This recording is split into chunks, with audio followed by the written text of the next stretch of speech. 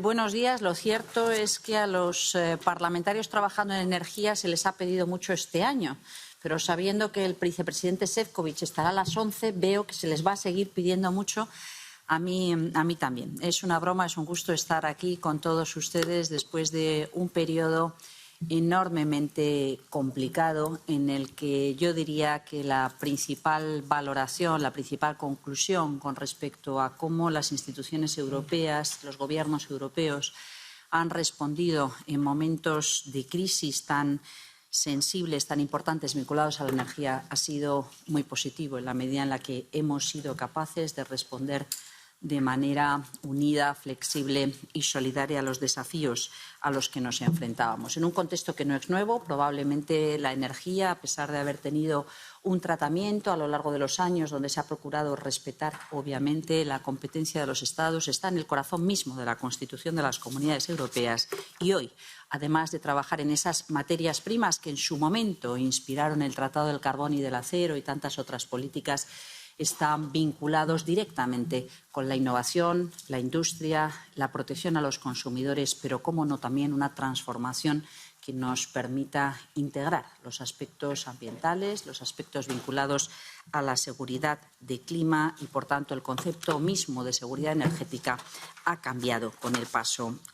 de los años. Nuestra presidencia, obviamente, se implica en dar respuesta en un contexto difícil, decía, tenso, interesante,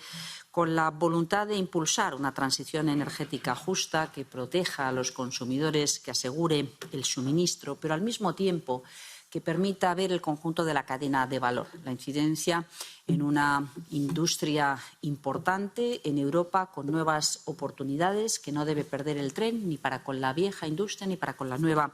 industria, preservando nuestra competitividad. Algo que está jalonado con una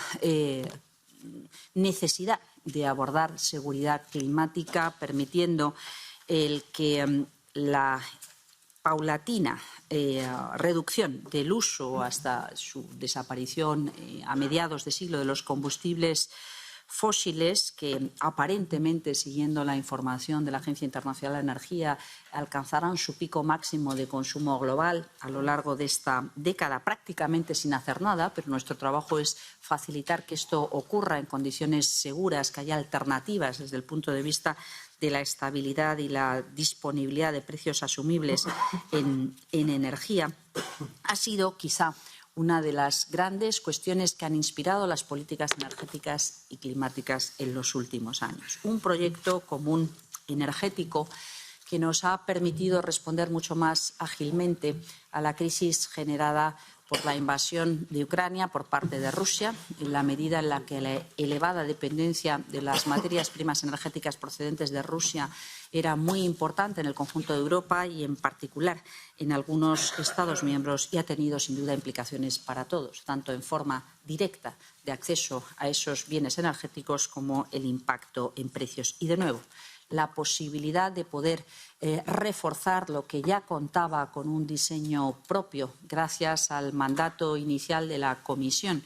en ese Pacto Verde, pero también gracias a la orientación que tuvo el paquete de recuperación tras la crisis de la pandemia, la apuesta por el Fit for 55, el Repower EU y los fondos Next Generation nos facilitaron alcanzar acuerdos, alcanzar respuestas de emergencia a lo largo del año pasado. Hoy sabemos que debemos acelerar el despliegue de las soluciones renovables, la eficiencia energética, fortalecer las interconexiones, va más allá de las relaciones bilaterales entre países, nos permite tener alternativas en el supuesto de que se manifieste cualquier crisis que, por definición, es inesperada, pero debemos simultáneamente impulsar nuevos vectores energéticos que nos permitan descarbonizar nuestros consumos allí donde la electrificación no es posible, allí donde hoy no contamos con soluciones concretas que nos permitan a buen precio y a costes razonables asumir esta transformación. Seguridad energética y autonomía estratégica europea cobran gran fuerza. Actualización de nuestro marco regulatorio también, porque debemos resultar atractivos para la inversión, no solamente en energía, sino también en el conjunto de los sectores industriales que dependen de forma sensible, de forma importante de los precios energéticos, generando esa capacidad de atractivo, de innovación, sin descuidar, obviamente, la posición de los consumidores, incluidos los consumidores domésticos. Creo que, en primer lugar, nos enfrentaremos a un debate que surgirá en las próximas semanas, en los próximos meses, sobre hasta dónde debemos mantener ese paquete de medidas de emergencia adoptado el año pasado, en la que prácticamente nos reuníamos cada 15 días los ministros de Energía en la formación del Consejo para responder a la emergencia que se planteó con la invasión de Ucrania. Lo cierto es que la respuesta concertada nos ha permitido reducir nuestros consumos de gas natural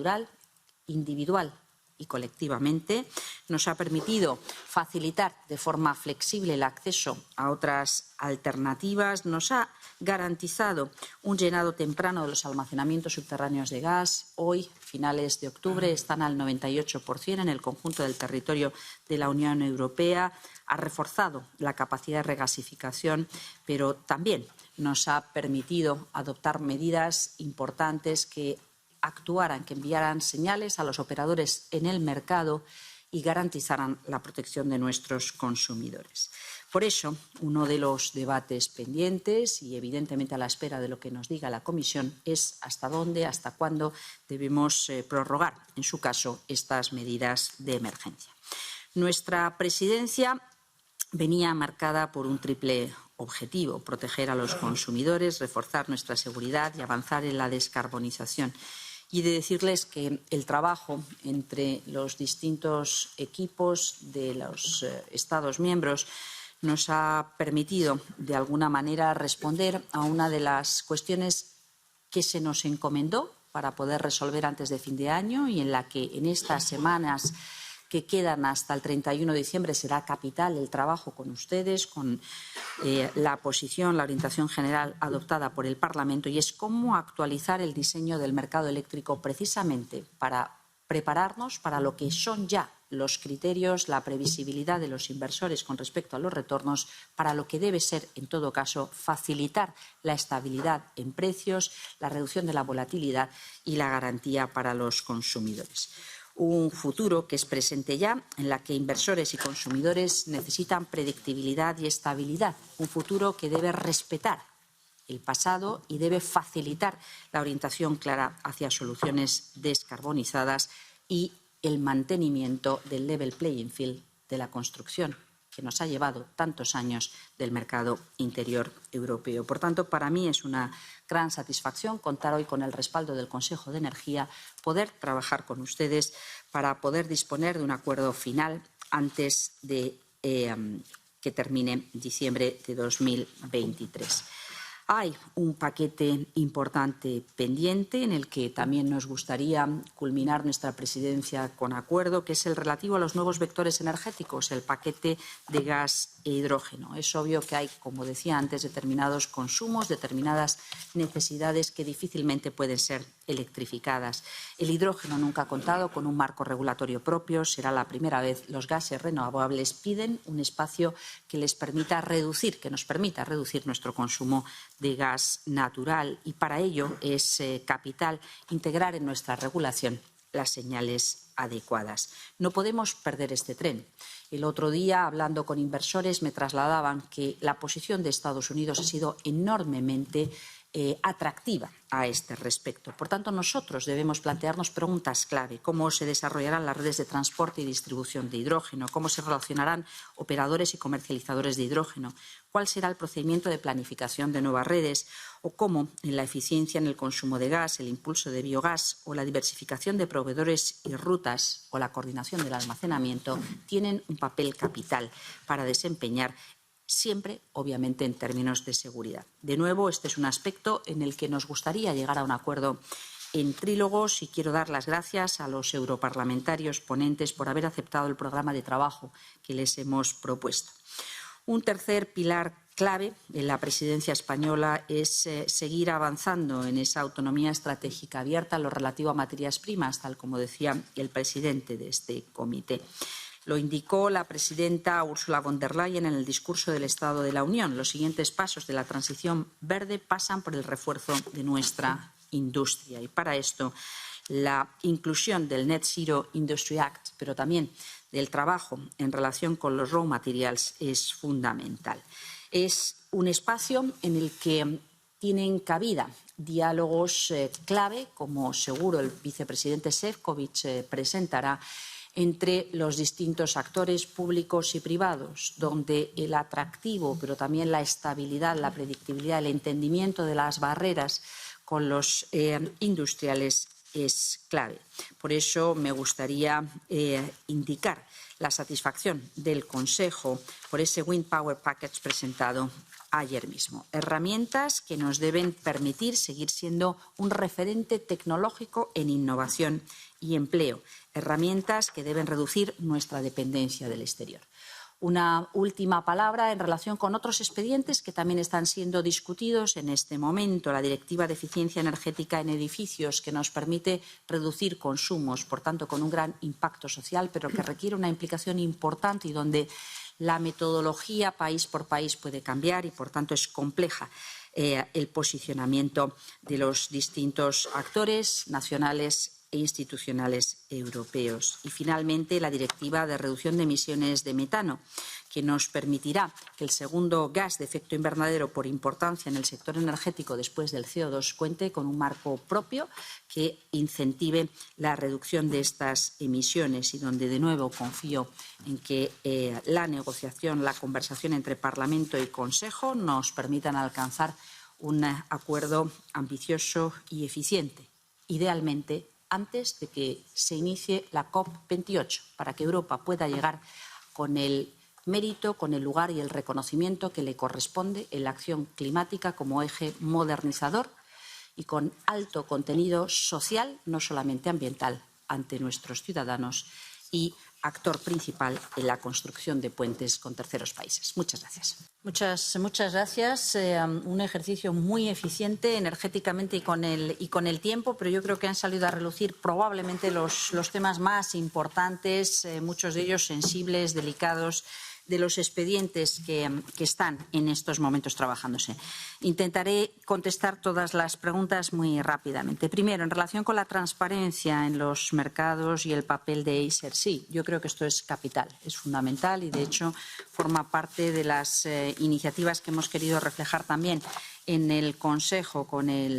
la función de vigilancia en los casos transfronterizos de relevancia para el mercado de la Unión Europea, pero también una mejor coordinación de las autoridades competentes. Creo que este es un expediente sumamente importante. Tiene una apariencia muy técnica, muy metodológica, pero, como decía antes, en relación con el diseño del mercado eléctrico, uno de los condicionantes sobre los que hemos insistido y que ha sido clave a la hora de lograr el acuerdo la semana pasada en el Consejo ha sido que quede siempre garantizado el level playing field y la posibilidad de que el mercado interior funcione sin distorsiones, reconociendo a la Comisión el papel que le corresponde en relación con las eventuales distorsiones en competencia vía precios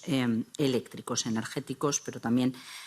vía costes, peajes asociados a las infraestructuras. La segunda consideración que también me gustaría destacar es que, claro, que confío en que se puedan terminar estos expedientes antes de fin de año. Aludía antes al metano, me gustaría, todavía estamos a tiempo, poder llegar a la COP de clima con el paquete potente que nos permita una reducción estimada del 57% de nuestras emisiones. La regulación sobre el metano es determinante, es uno de los aspectos más relevantes a los que podemos aspirar, digo, en este calendario ajustado. Pero quiero decirles también otra cosa. Terminamos diciembre de 2022 con el edificio del Consejo reabriéndose solamente para la reunión de ministros de Energía. No tengo inconveniente en celebrar la Navidad con todos ustedes. Creo que es importante cumplir el mandato que nos ha pedido el Consejo Europeo. Creo que es importante mostrar cómo Europa está preparada para adoptar estas decisiones que permitan ser atractivas para los inversores, pero también para los consumidores. Miren, de la propuesta de regulación que entraremos a negociar inmediatamente y que obviamente desde el principio fue presentada como una evolución muy compatible con lo que ha venido siendo el aprendizaje de estos años de aplicación del mercado interior de la electricidad, recogiendo lo mejor, pero también facilitando procedimientos mucho más ágiles para reducción de la volatilidad a través de esos contratos por diferencias, a través de la contratación bilateral mediante los PPAs, donde España se ha convertido en el primer destino de la firma de estos contratos, fundamentalmente con la industria. Creo que podemos decir con satisfacción que hemos llegado a un punto de equilibrio muy adecuado. Quizá a mí me hubiera gustado una regulación un poquito más avanzada, mucho más profunda con respecto al uso de los mecanismos de la capacidad como la semilla sobre la que construir el business case para el almacenamiento. Pero me parece que esto, a petición del conjunto de los Estados miembros, y dado que partíamos de situaciones muy diferentes, se ha resuelto con un compromiso de la Comisión de presentar una propuesta en los próximos meses, dentro del próximo año. Y sí creo que la necesidad de conciliar la protección de los consumidores en un momento que ha sido particularmente convulso ha sido importante. Y esto se refleja no solamente con un paquete de protección de consumidores expresamente incluido y en la tarifa de último recurso, que algunos tenemos ya incorporada en nuestra legislación nacional, pero que no ocurre siempre, la eventual extensión de las medidas excepcionales del paquete de emergencia, que evidentemente está pendiente del análisis que haga de la Comisión al respecto. Mi inclinación natural es que, dado que no ha generado distorsiones y ha funcionado bien, se extiendan hasta cuando sea necesario todas las medidas que han sido habilitadas hasta la fecha, para no caer en la tentación de generar una señal, porque eliminarlas también es una señal a los mercados de la que luego nos arrepintamos y tengamos que volver a activar, pero también a través de las situaciones específicas que se puedan generar en países donde todavía el peso del carbón es muy alto. Y sí creo que debe ser una respuesta excepcional, justificada solamente por razones de seguridad de suministro y, evidentemente, en la medida en la que no distorsione el cumplimiento de nuestros objetivos colectivos de reducción de emisiones. Creo que la aceleración de las medidas de permiso es importante. Reducir tiempos no debería suponer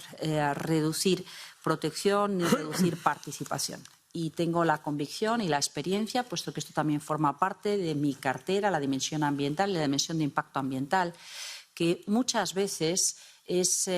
importante recordar que la principal dificultad no está en la burocracia, sino en el contrato social que se resuelve sobre el terreno, con los actores locales y con el debido respeto a las garantías ambientales. Es decir, retornos y beneficios y respeto a las comunidades locales, protección de los entornos ambientales locales. Lo que es más fácil decir que hacer, pero también detecto una comprensión mucho más clara por parte de los desarrolladores, de los promotores. Y también creo que en este campo nos debemos marcar una necesidad de precisión y de agilidad mucho mayor, que permita trabajar sobre hipótesis de previsibilidad, de certidumbre más altos.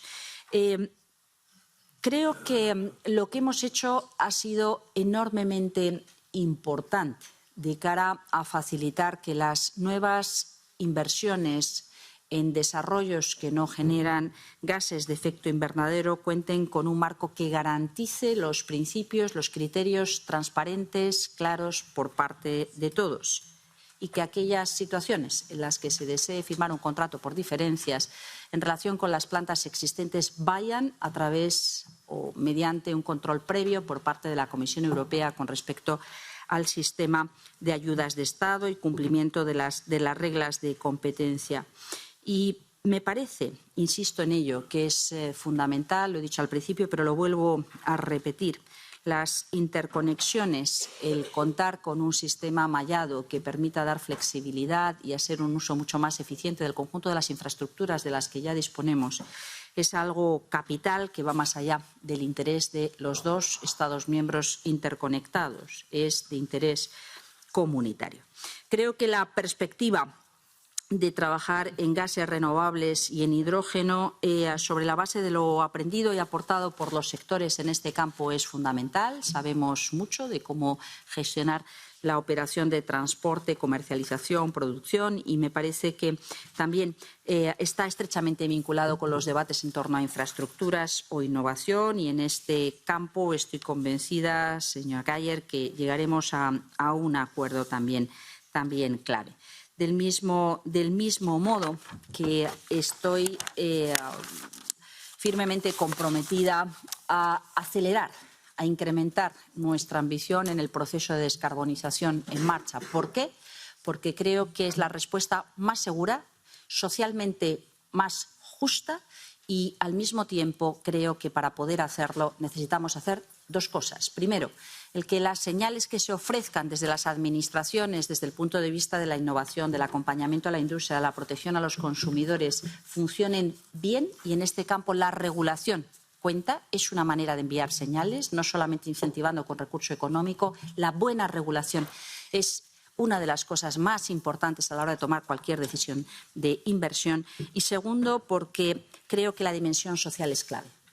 En una transformación tan profunda, si no se presta atención a trabajadores, pero también a consumidores, es muy difícil acelerar el cambio y ese es nuestro compromiso. Creo que, por último, vinculado a este proceso de cambio, donde, como he dicho, la protección a las comunidades locales, la consideración de sus preocupaciones, la participación en beneficios, el nivel de protección ambiental, incluido no solamente las áreas ya designadas como merecedoras de alguna figura de protección especial, sino la restauración de la naturaleza es importante y conciliar en el detalle, en los casos concretos, esa vocación de acelerar y ser claros y predecibles y, por otra parte, garantizar un alto nivel de protección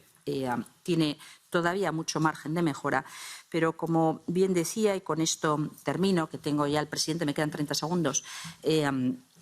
inquieto esperando al vicepresidente Šefčovič, quiero recordar que quizá el elemento más precioso es el capital humano. Y quiero decirles que Europa, a pesar de ser el continente más avanzado en este campo, todavía no dispone de suficiente cualificación profesional, en suficiente número de personas para abordar la transformación tan importante que estamos acometiendo. Por tanto, la apuesta por los programas de cualificación y recualificación, de formación, los programas educativos, es determinante. No queremos ciudadanos que se sientan excluidos. Queremos ciudadanos que aprovechen las oportunidades y, por tanto, toda la dimensión profesional, educativa y de training es uno de los aspectos, creo yo también, más motivadores, pero más importantes para tener éxito en este proceso de transformación. Muchas gracias, presidente. Creo que es imposible ser más eficiente de lo que han sido todos sus compañeros europarlamentarios y yo misma por esta media hora tan sintética, pero quedo evidentemente a su disposición, como digo, hasta Navidad, si hace falta, o hasta la noche de fin de año. Muchas gracias.